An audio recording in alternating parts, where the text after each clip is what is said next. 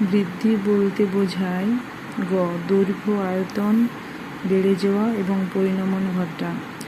2 বৃদ্ধির অভিমুখ দেখা যায়, ধারাবাহিকতা দেখা যায়, পরিণমন স্বতঃস্ফূর্ত।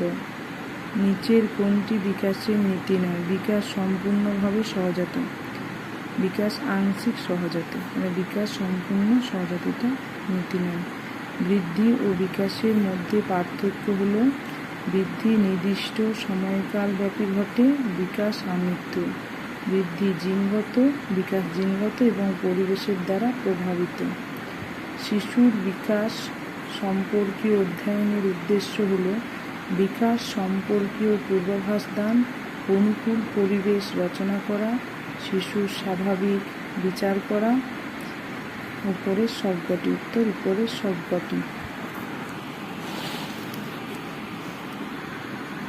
বিকাশের বহুত্বর একটি উদাহরণ হল যখন শারীরিক বিকাশ দ্রুত ঘটে তখন মানসিক বিকাশ ধীরে ঘটে।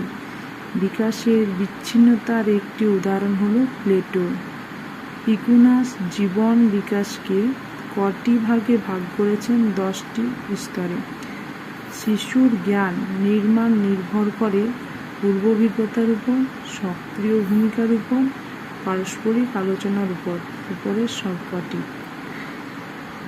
একজন শিক্ষক শ্রেণীকক্ষে কোনো বিষয়ের উপর বক্তব্য রাখছেন।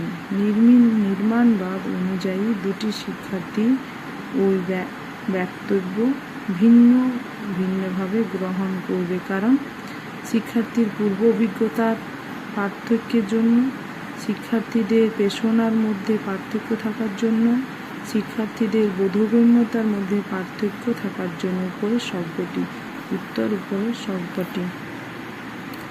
শিশুদের জ্ঞান নির্মাণে যেসব বিষয়গুলি গুরুত্বপূর্ণ ভূমিকা গ্রহণ করে তা হল সমাজ সংস্কৃতি, দারিদ্র্য, বিশ্বায়ন।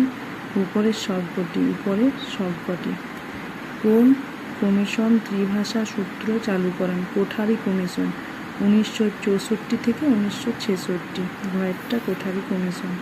শিশুর জ্ঞান নির্মাণের ক্ষেত্রে প্রভাবকারী উপাদানগুলি হল শিশুর পরিবেশ, জ্ঞানের মাধ্যম, সহপাঠীবৃন্দ। উপরের সবকটি, উপরের সবকটি। লিও ভাইগটস্কি কোন নির্মিতিবাদের উপর গুরুত্ব আরোপ করেছেন? সামাজিক নির্মিতিবাদ।